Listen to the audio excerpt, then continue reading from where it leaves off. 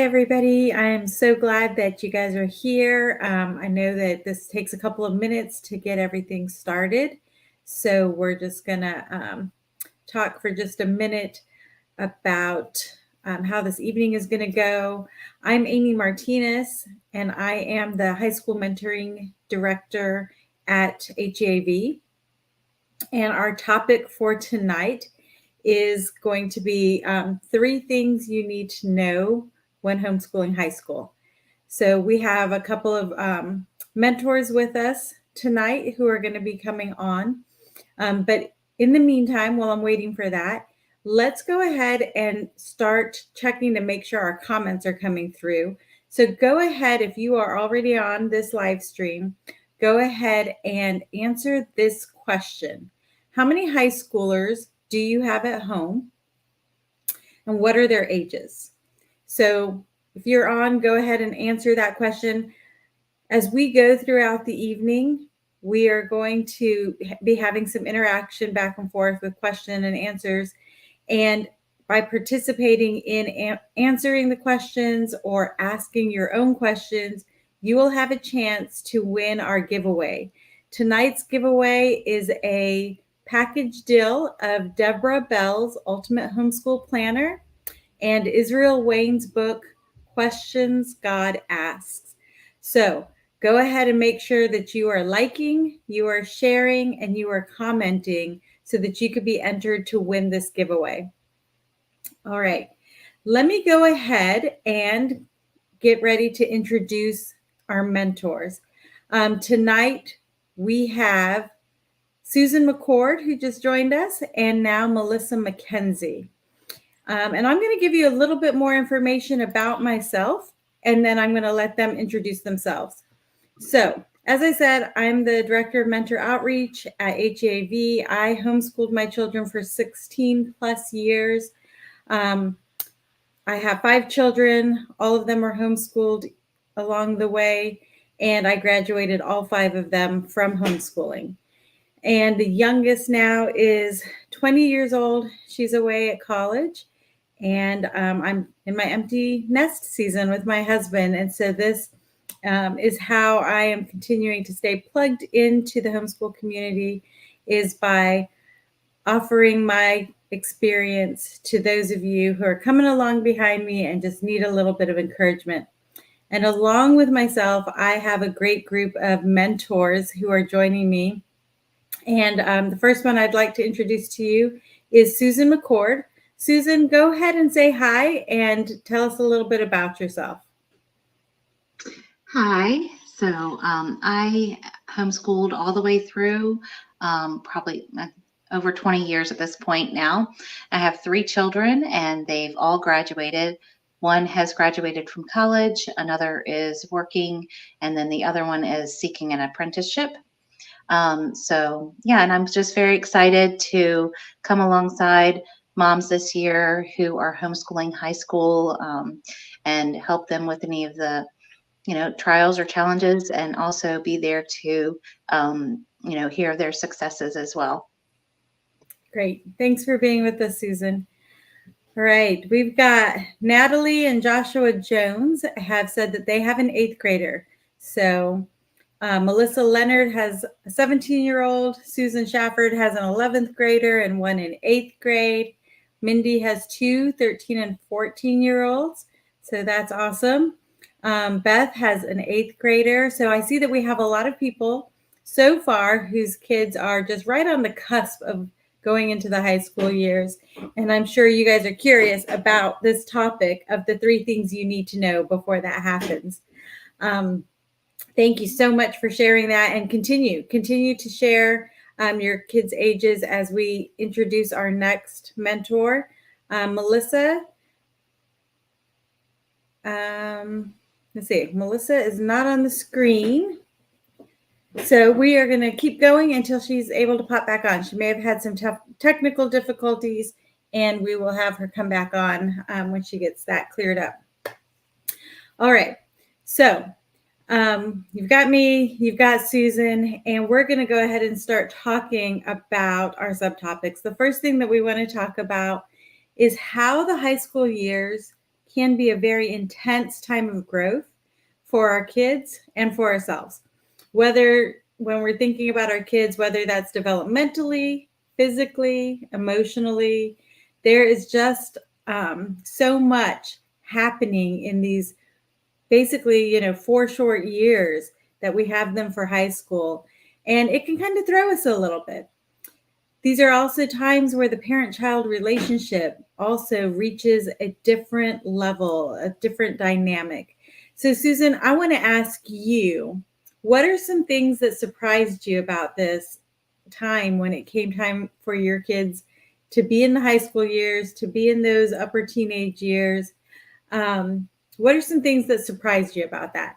And if any of you guys who are watching have already gone through that with maybe some older kids that you have, or maybe even have watched that happen with somebody that you're close with, maybe your best friend's kids are just a little bit older than yours or whatever, share the things that have been most surprising about those big changes in the teenage years.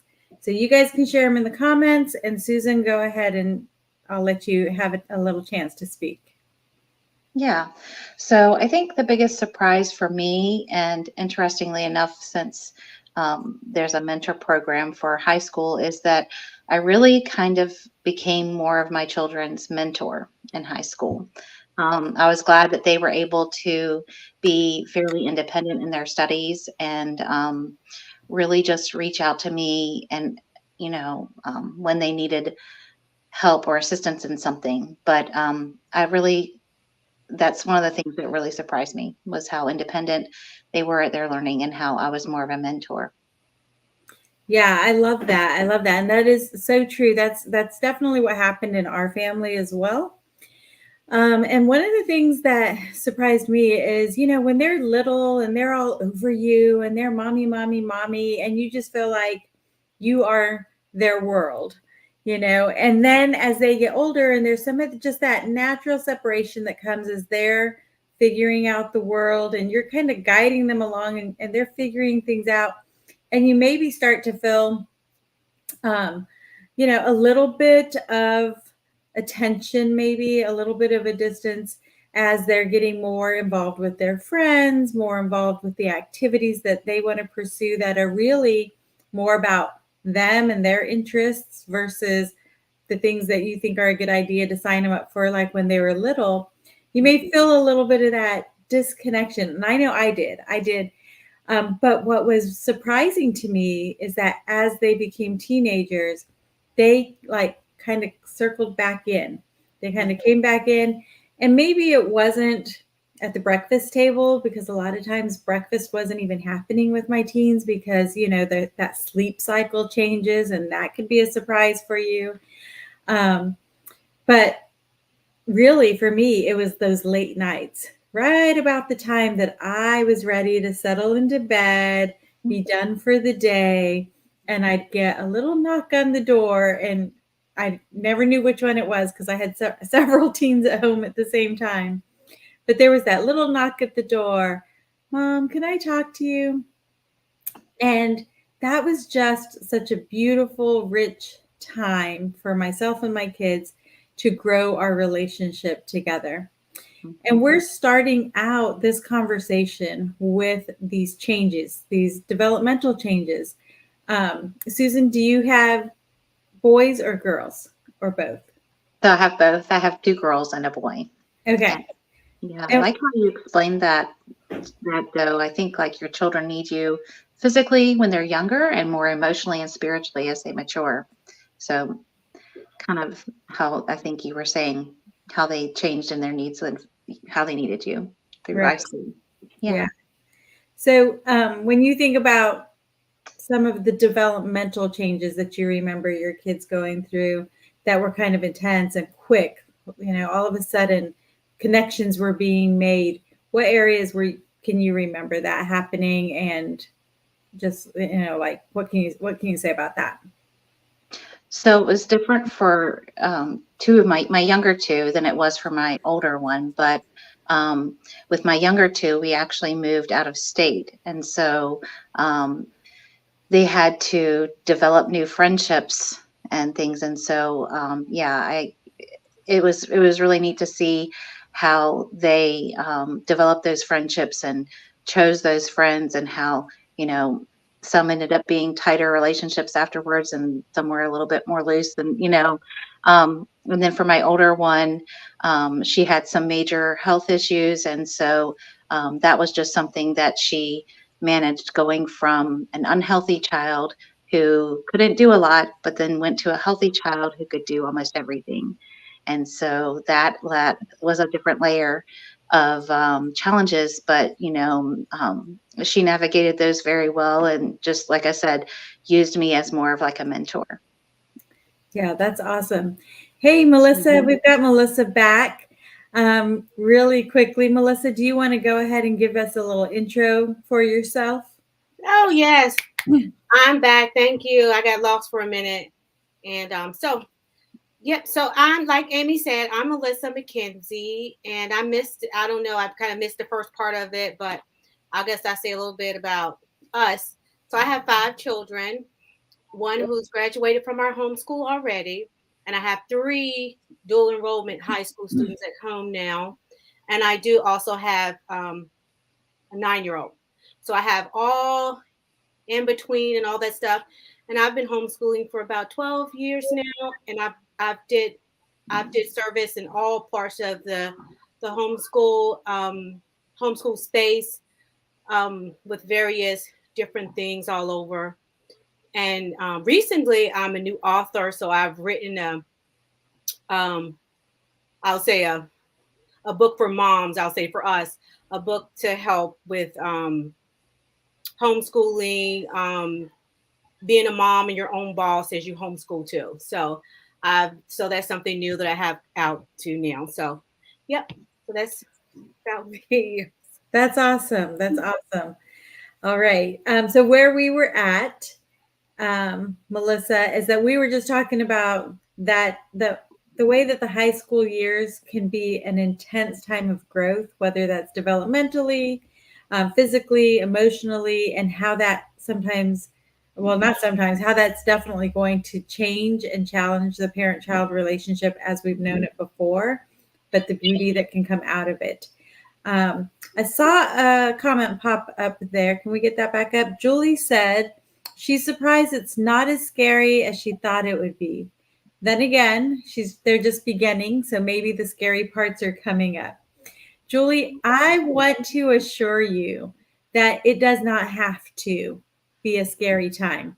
That's one of those things that we hear out there a lot is, oh, we're dreading the high school years, dreading those teenage years, and we just got to survive those teenage years. But I feel like if you can just keep calm as you see these changes going, and just be there as a support for your teens and be there to keep those lines of communication open with them. It doesn't have to be a scary time.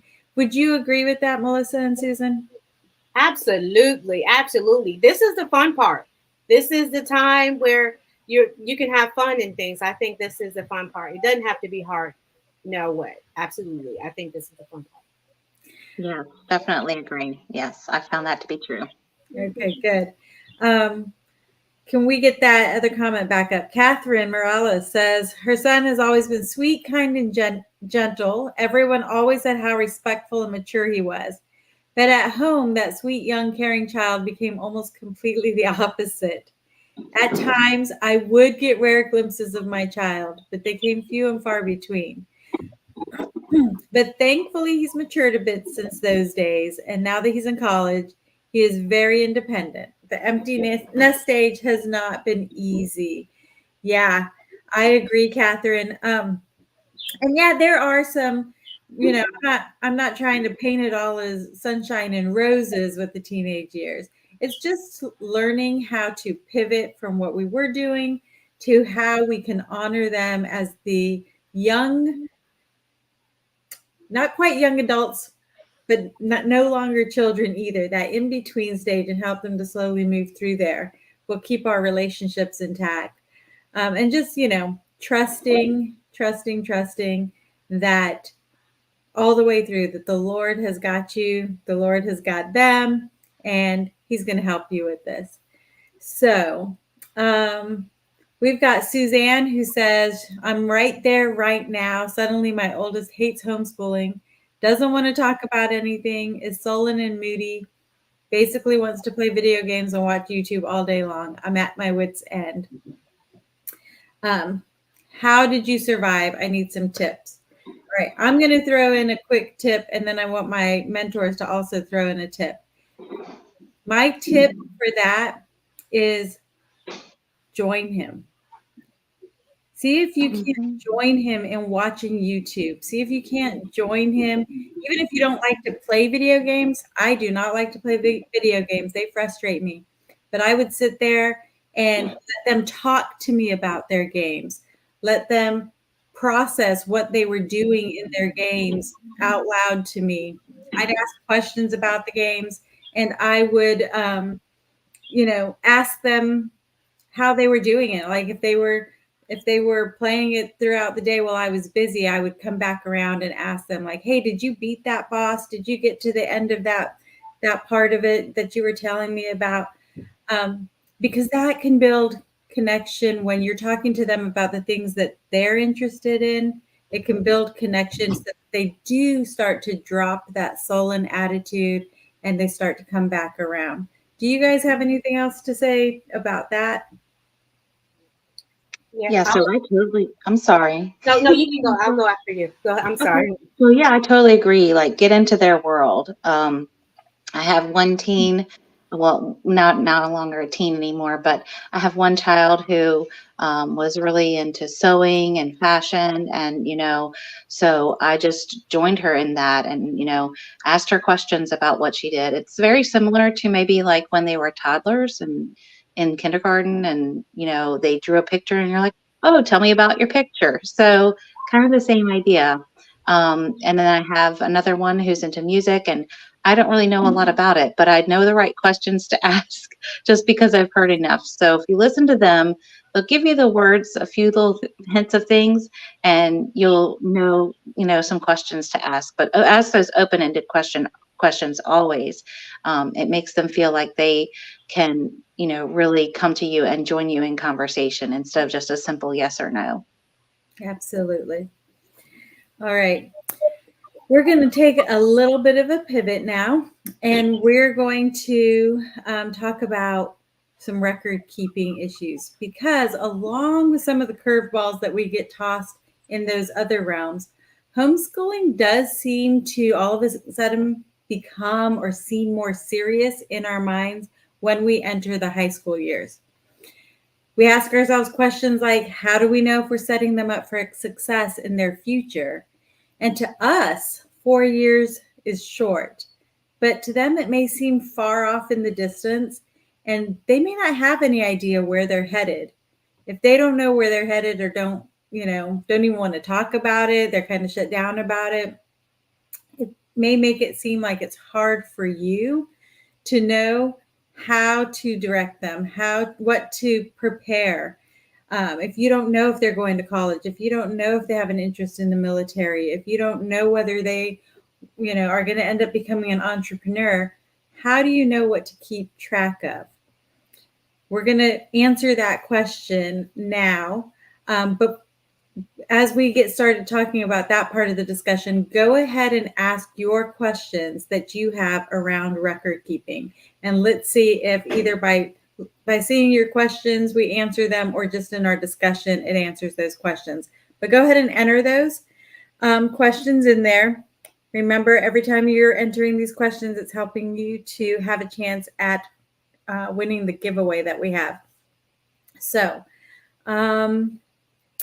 mentors, from your experience, what would be the most important records to keep, regardless of where your teen is going to be at the end of those 4 years of high school?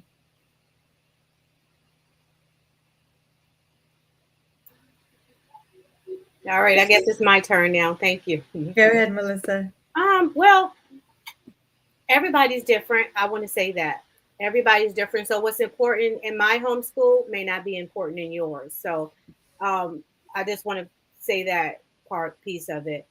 But for the most part, I think to keep what's important to you in your homeschool. I mean, those things as far as like um work samples or just knowing your path that you're going and stuff like that, and just um yeah, doing what you feel that's right. I don't know if that's a direct answer and stuff like this, but everybody's different. I'll just say that. So it all Okay. depends. It all depends.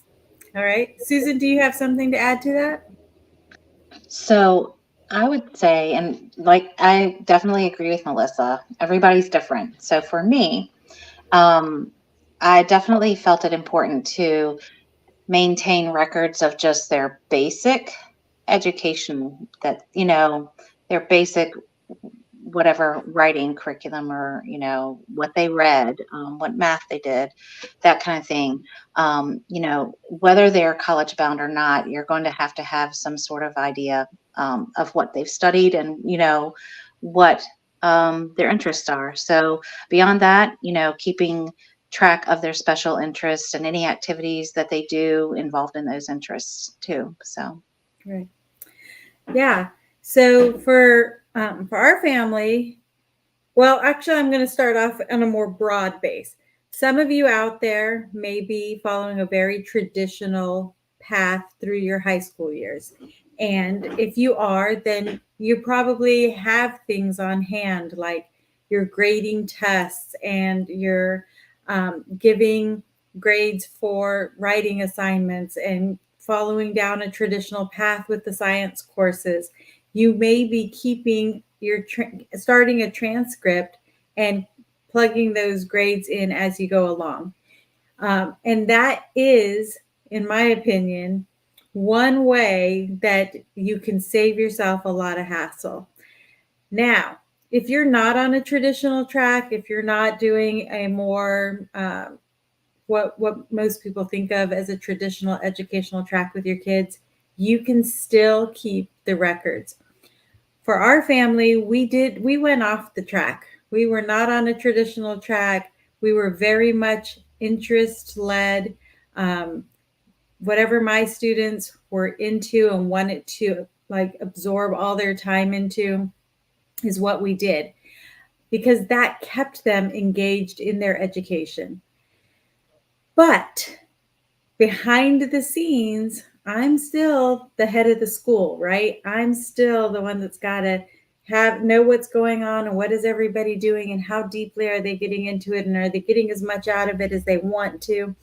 And so behind the scenes, whether I gave them grades or not, whether they had specific tests or not, I was keeping track of what they were doing, how deeply they were getting involved in it, and trying to assess a grade that way so that I could update and build a transcript to have at the end of that 4 years. Because it is a lot easier to just keep it going along the way. And you don't have to put pressure on your kids about it as long as you are keeping an eye and you're keeping track of things. At the end of that 4 years, you have it.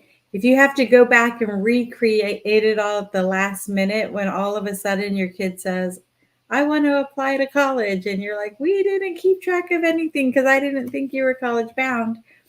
You can get it done. I've known plenty of moms who at the last minute were able to get it done, but you do save yourself some hassle. So keeping things, whether it's actual tests or just, keeping notes for yourself for what they studied, what they were, how deeply they went into it, how they studied it, are ways for you to keep that record. Now, some other things that would be good to have kept in your records would be if they took any outside courses, whether that's through a community college, through an online course, through, the mom down the street who has 6 kids around her table and she's teaching them Spanish for you. Keep the records of those things, and any kind of like community service awards or achievements that they have had. Keep those things. Those are all going to be helpful whether they're applying to the military, whether they are applying for their first job, or whether they're applying to college or whatever else. Now, I know we've got quite a few questions in the background, so let's go ahead and start filtering some of those questions up. Okay, so Lisa asked, what do we have to show at the end of the school year for them to progress to the next year? Lisa, in the state of Virginia, and I'm thinking that's where you're coming in from, but correct me if I'm wrong. In the state of Virginia, we don't have to keep a record of any of the courses that we do. And we, as the parent, as the homeschool leader, decide when our child has completed the course satisfactorily, and we decide what grade we give them. Now, as far as showing progress at the end of the year, in Virginia, you don't have to show progress to move up to the next year. But if you are teaching at home with the notice of intent, then you will have to show progress to continue homeschooling. And there's a deadline in the summer for that. And the kind of things that you can show for that would be either having somebody do a portfolio assessment for you, or just doing a standardized test that are easy to order. And we have lots of information on the HEAV website about testing and end of year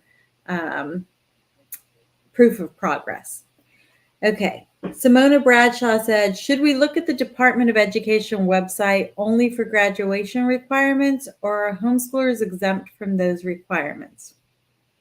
So I think I did answer that question a little bit.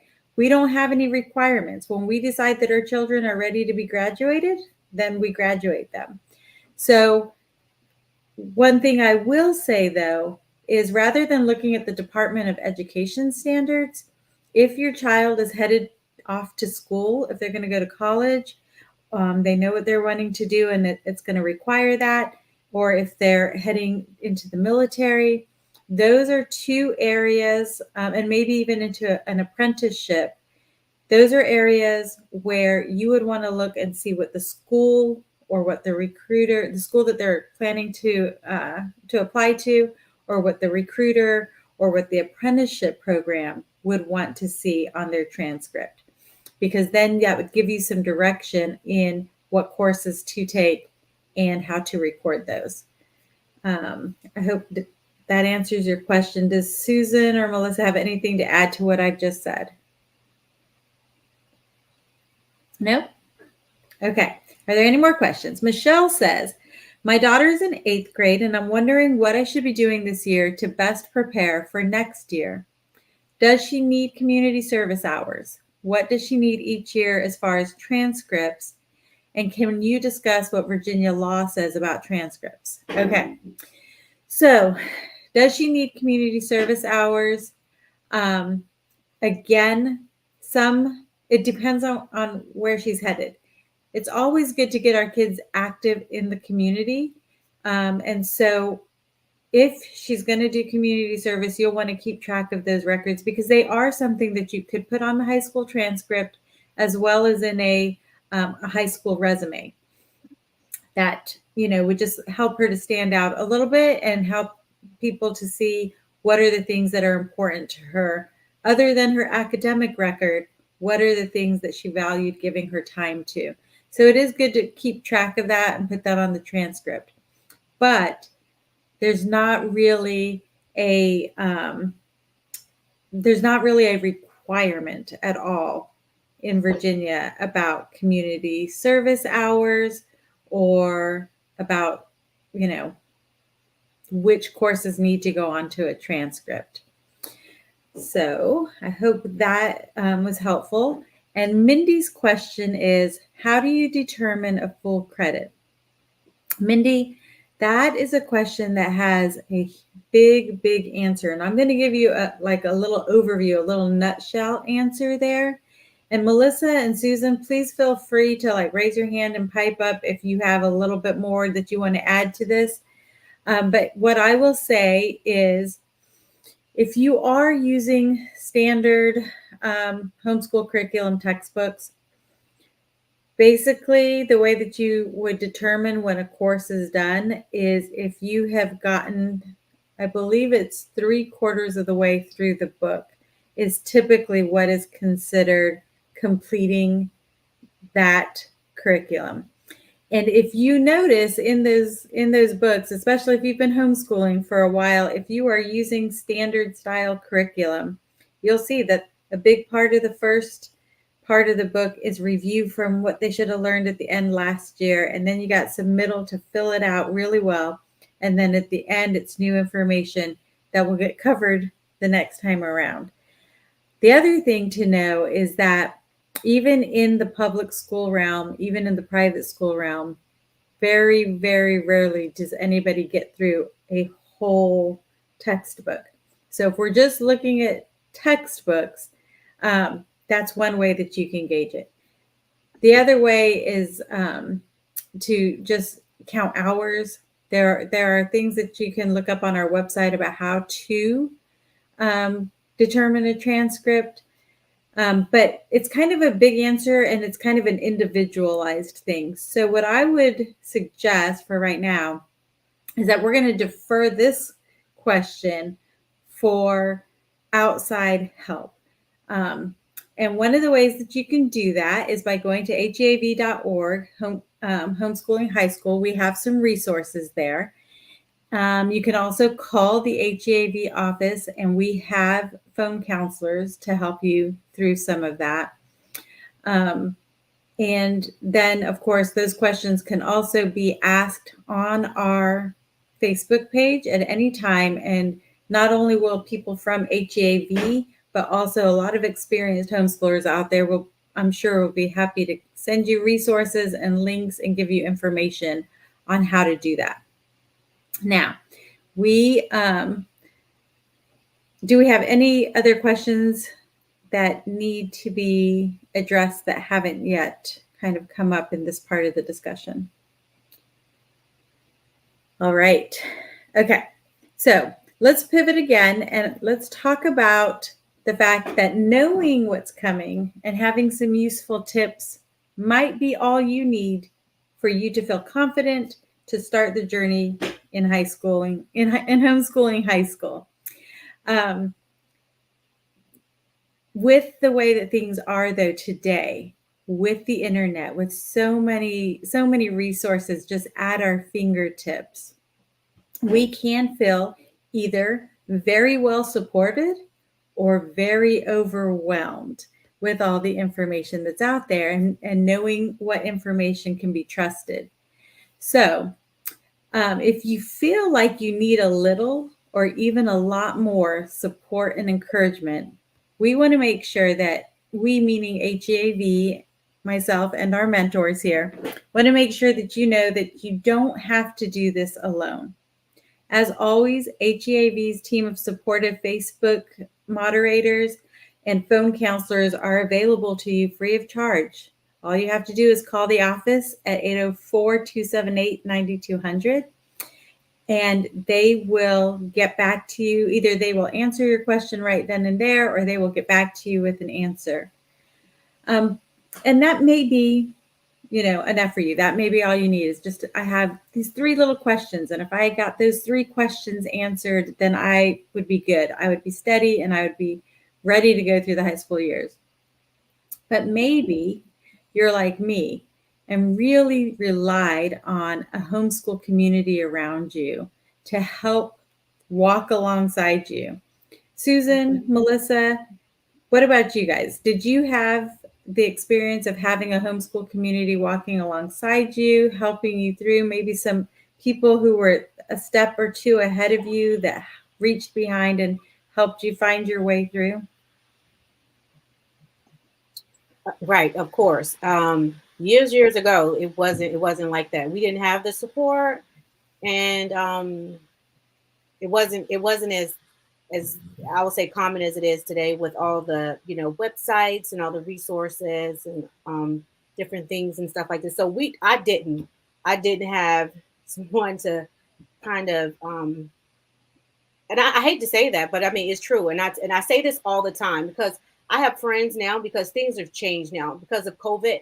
So it's looking a little different. And a lot of people have been introduced to homeschooling from COVID. And so I've had people that experienced homeschooling through COVID, and they're after COVID finished, they're like, okay, I'm going to do this. I want to homeschool my kids, and I have to step aside and say, you know, you first of all, you don't have to do it alone. You don't want to do it alone, and when you do, you know, when you homeschool, you do community service, like community service things, and you want to resource and have other things that you can kind of put together. And it's not something that you want to do alone. And if you have a community and things like that, it does it does make a difference. And it's good that we have those things now. We have those things that we don't have to do it alone, and that's so good. So I don't want to do it alone, and I hope no one else wants to do it alone. So I'm here.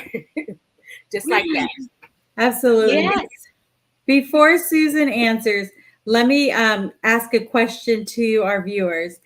I just want to ask you, on a scale of 1 to 5, with 1 being I just don't feel really confident. I don't feel really strongly that I have all of the knowledge or all of the confidence I need to move through the high school years. And 5 being like, I've got this, no problem.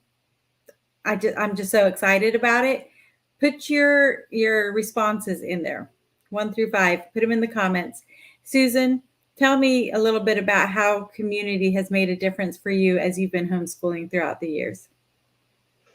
So yeah, it was more organic. You know, nowadays we have more options for online support and different things like that. But I decided in high school that if it was something that I really didn't feel confident in teaching my children, then I was going to farm that out, and they would go to a class outside of the home. And so some of those options have been, you know, in the home of someone who taught my children foreign language, and I was able to, you know, to have community with the other moms as they waited for their children and things like that. But yeah, it was much more organic, and I definitely had support. It was just that I had to really reach in and grab it. Right. And that's the thing. Organic support is awesome. I mean, we have that inside of the homeschool community. We have that inside of the church community. We have that, you know, just about everywhere we're at, we have organic connection. But let's face it, life gets really busy, and maybe sometimes we don't always have it when we need it. Mm-hmm. So along with what HEAV has to offer in the form of the Facebook groups and the phone counselors, we also want you to know that if you would like to have a community of other parents who are in the same boat, with a guide leading you through the process of getting the encouragement, support, and resources you need through small group coaching calls, experienced speakers on highly interactive webcasts, then we invite you to sign up for HEAV's High School Mentoring Program. The High School Mentoring Program is a 16-week session that begins in January, on January 9th, 2024. But you can register for the program today by clicking the link that's going to be in the comments or by visiting the high school pages on HEAV's website. Now, let me just tell you that the High School Mentoring Program, it's 16-week sessions. You will be paired up with a couple other parents who are in the same stage of homeschooling as you are, and you will be paired with an experienced mentor. And if you sign up now, you'll have the benefit of getting early access to our private Facebook group that we have for the mentoring program, where you will be able to start asking questions now and have those questions answered by our mentoring team, including myself. And then once the program starts, you will have all of those things that I mentioned before. You'll continue to be in the private Facebook group. You'll have a dashboard where you can go to find resources, to watch videos, to log into the the conversations that we're going to be having with speakers like Helen Melanie Young, Lanisser James from HSLDA. We're going to talk about the topics that all high school homeschooling parents have. We're going to talk more about the relationship building.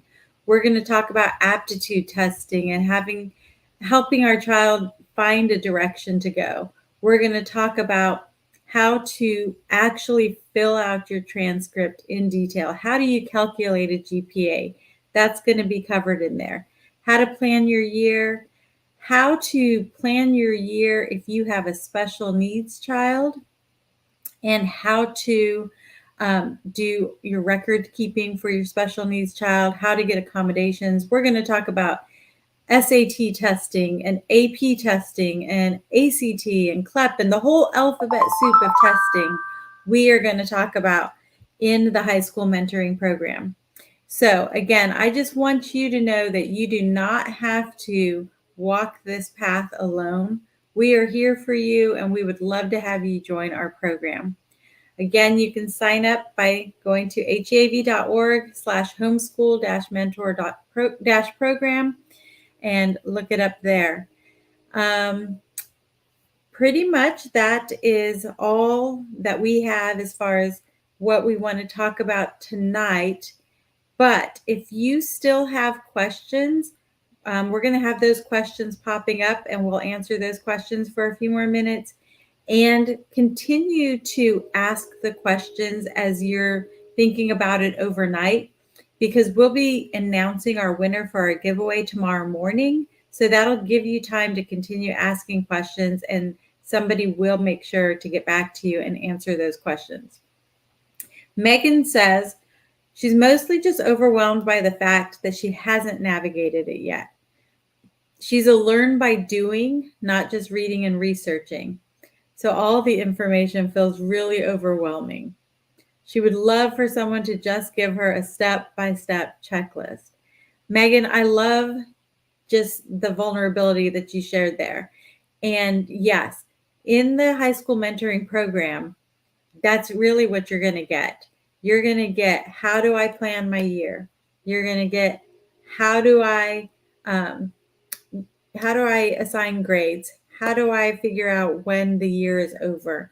How do I know which classes to offer my children?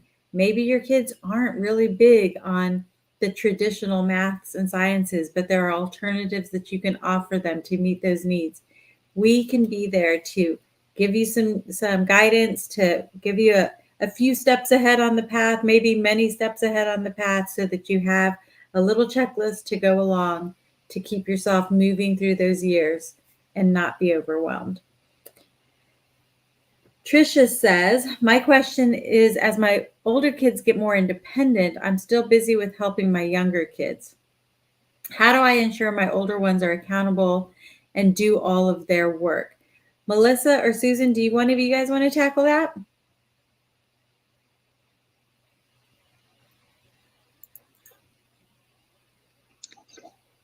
So Melissa, you're on mute. Go ahead, Melissa. Okay.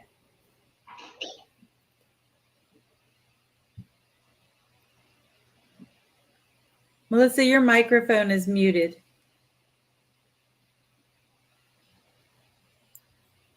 There you go. Oh, I'm sorry.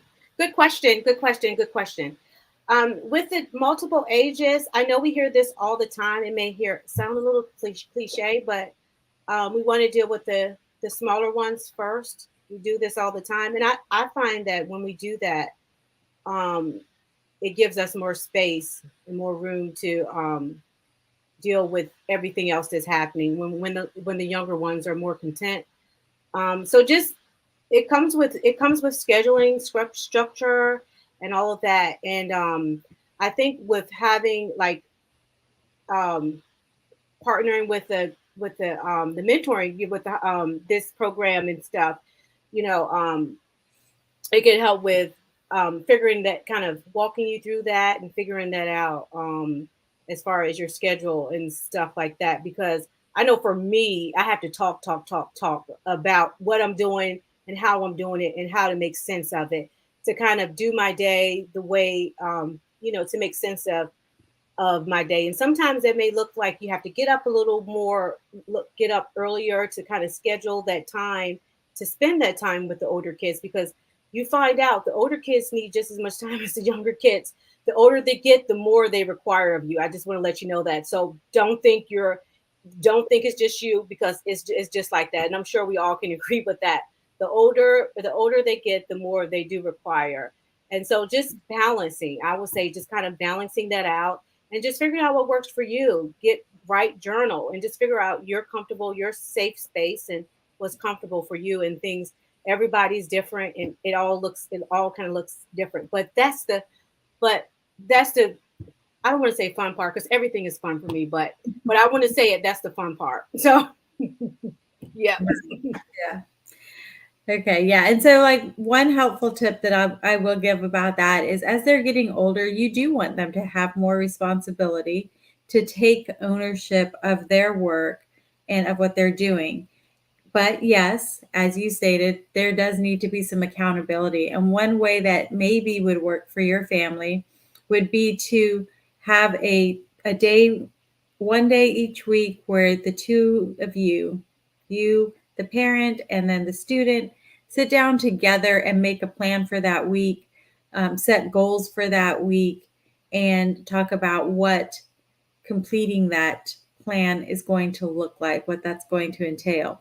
So then your teen isn't, not quite sure what's expected of them. And now they're over here doing it on their own with not very much direction. If you start out at the beginning of the week with some direction, then at the end of the week, when it's time to check in, then they know what they're being held accountable to, and there's more opportunity for success for them. All right. Maureen, are there any more questions that you think we need to go ahead and take right now? Okay. Julie says, I know it's fine to graduate a child early. What if my child decides they need 5 years to do high school instead of 4? How will that affect them? Okay.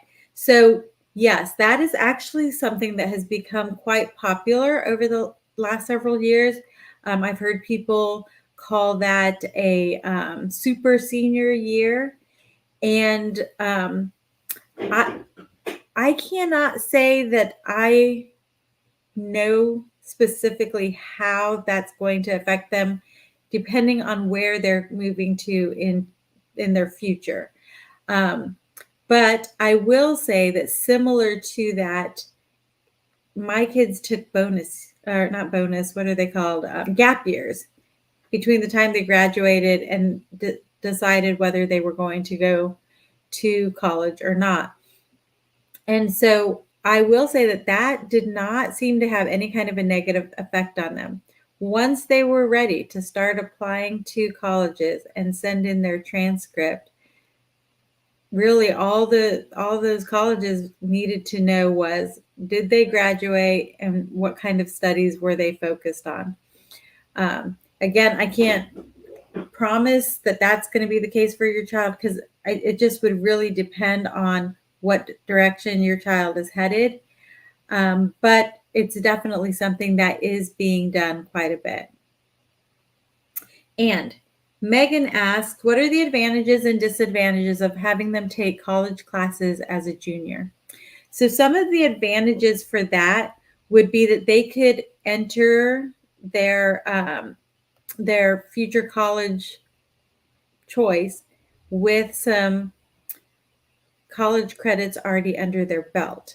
And so you're kind of doing double duty. You're taking courses at the college level. And so you will give those credits as high school credits on the high school transcript, but also when they do enter college, they're already coming in a little bit ahead of the curve.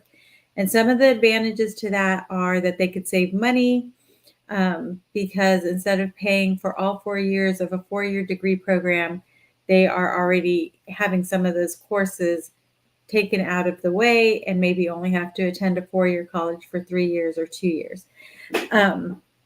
Now, some of the disadvantages to doing that is that you would need to really keep track of how many credits they have, because a lot of college scholarships will pertain only to freshmen.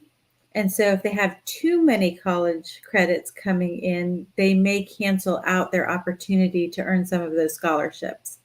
The other thing that might be a disadvantage to sending them off to the college, the junior college or the community college while they're still in high school would be, there's two things that I have seen firsthand, is that they are then now in the college realm. They are considered adults for all intents and purposes. And it's entirely up to them to do their assignments, to know how to interact with their professors, to reach out if they're having trouble, to access all of that information. The college is not going to talk to you. The college will only speak to the student. So that is one disadvantage, is if your child doesn't have the maturity to advocate for themselves or to keep themselves accountable to the type of a workload that colleges have, then that may not be the right fit. The other thing is that you are putting them, and this is not going to apply for everybody, but for a lot of people in the HEAV community, we do have it on our mind about our spiritual growth and our children's spiritual development. And we are putting them into a state school that is not going to be, I wouldn't say that, like, I wouldn't say it's unsupportive, but they're not going to have the kind of support for their faith, and they may get challenged around things of faith depending on the classes that they're taking. So you need to also know how spiritually mature is my child before I send them out into a college campus environment that's not maybe aligned with what your family's values are at that age. So those are the things that come to mind for me. Melissa, do you have anything to add to that? Do you have any experience with sending your kids to community college early in their junior year or earlier? I do. It is, times has changed. Things are different. We do something as far as, depending on what you want, like accelerated learning. We can clep out of stuff. We can do study.com. We have Sophia. We have it where now a 4-year degree is like, you can do it in 2 years now. You can really clep out a lot of that stuff. And I mean, I don't know any disadvantage, like I think Amy would say, as far as sending them out. But now college is changing and it's looking different in many ways and stuff. So I think as homeschoolers, we have that opportunity to kind of do that stuff sooner and earlier and know about these accelerated learning and all this stuff, how you can test out of classes, and you can pretty much do your freshman year with $100, really $200 or something like that. It's changing the way that we're learning now and stuff like this. So I really advocate for the advantages more so. The advantages outweigh the disadvantages so much so. So yeah, I would like to speak on that because that's a big part of it. Thank you, Melissa. Thank you for giving your input on that. And I will say something that just came to mind about that too, that we experienced, is if you are going to go that route with your child, do your research as far as what classes that they're going to take and whether they're going to be actually transferable to the next school that they're planning on going to. Because sometimes they're not, and there's either the classes sometimes they can be transferred, but they don't get credit for what they were intended. They end up being like an elective credit, and so they still have to take those courses again, or at the other school with their brand of curriculum and all of that. Or sometimes they won't even count at all. So make sure that you do your research on that. And by that, I mean, don't just listen to what the school says. Oh yeah, our stuff is going to just go right in line with, if you go to a state school, then they'll accept it all. That's not entirely the way it works. So that's my other warning about that. But I did have one of my children who did do 1 year at the community college level, and that saved her a lot of money, and it saved her a lot of time, and it kept her at home for 1 more year before she felt she was ready to go off onto the college campus. So it definitely does have its pros and it does have its cons, and each family is going to be different. All right, as we wrap up here, I just want to remind you that I will continue to answer questions in the comments. And so continue to comment tonight and tomorrow, and continue to share this with other people, because the live can be rewatched over and over again, and other people can ask questions. And then again, the winners for our giveaway will be picked tomorrow. And I'll remind you again that the giveaway items are Deborah Bell's Ultimate Homeschool Planner and Questions God Asks by Israel Wayne. All right. Thank you guys so much for joining us tonight. I do encourage you to think about and go look at our website to see all that the high school mentoring program has to offer. That starts on January 9th, but registration is open now. And registering early, again, will give you immediate access to the mentors on our private Facebook group. And it will also give us an opportunity to get to know you a little bit better, so that we can match you up with just the right mentor for you at the time the program starts. All right, everybody, have a great night. Continue to share, continue to comment, and we will announce our winners on the HEAV website tomorrow. Bye. Bye. Bye-bye.